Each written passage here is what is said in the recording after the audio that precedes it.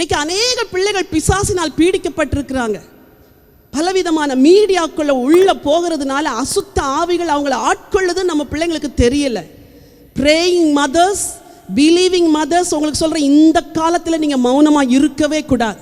நீங்க ஞானமுள்ள பெண்களா என்ன செய்வீங்களோ தெரியாது, முழங்கால நின்று உங்க அடுத்த தலைமுறையை நீங்க பாதுகாக்கணும். ராகாப் என்ற பெண்ணை குறித்து 31ஆம் வசனம் சொல்லுது, அவள் வேவுக்காரரை விசுவாசத்தில் ஏற்றுக்கொண்டு தன் வீட்டாரோடு கூட சேதமாகாதிருந்தாள் அப்படின்னு.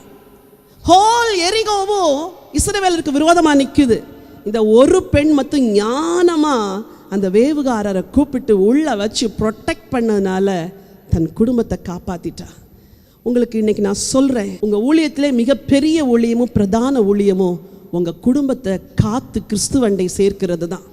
நீங்கள் ஒரு தீர்மானம் எடுங்க, முழங்கால் போட்டு அதிகாலையில் ஜோம் பண்ணுங்க, இரவில் ஜோம் பண்ணுங்க, பிள்ளைங்க தலை மேலே கை வச்சு ஜோம் பண்ணுங்க. புருஷன் குடிச்சிட்டு வந்தார்னா சண்டை போடாதீங்க, ஜோம் பண்ணுங்க. அவர் உங்களை நேசிக்கலைன்னு ஆர்கியூ பண்ணாதீங்க, ஜோம் பண்ணுங்க. உங்கள் முழு குடும்பத்தையும் கிருபைக்குள்ளேயும் இயேசுவ ரத்தத்துக்குள்ளேயும் மூடி மறைக்கிற ஒரு ஞானத்தை இன்னைக்கு தேவன் உங்களுக்கு தருவார். ஒரு லீதியாள் தேவனை வணங்குகிற அந்த பெண் சொன்னான், நான் கர்த்தரிடத்தில் விசுவாசம் உள்ளவள்னு என்னை எண்ணினா என் வீட்டில் தங்கியிருங்க. கடைசியாக உங்களுக்கு சொல்கிறேன், ஒரு விசுவாச பெண் தேவனுடைய ஊழியத்தில் எதையாவது ஒன்று செய்வாள்.